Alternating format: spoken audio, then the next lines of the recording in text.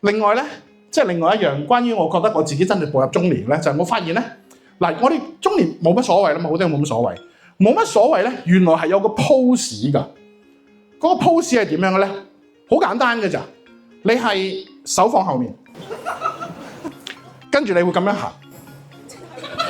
嗱，識笑嘅朋友，你翻去諗一諗，你係咪最近即係尤其是覺得自己開始步入中年嗰啲朋友，覺得係咪開始自己都手放後面行得多咗咧？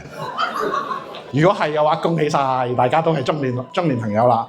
咁呢個其實我從我阿爸嗰度學翻嚟嘅。咁我阿爸咧，原來佢應該我初時都冇特登為意，佢40幾歲開始就係咁樣嘅。咁所以我今年40幾歲差唔多嘅啦。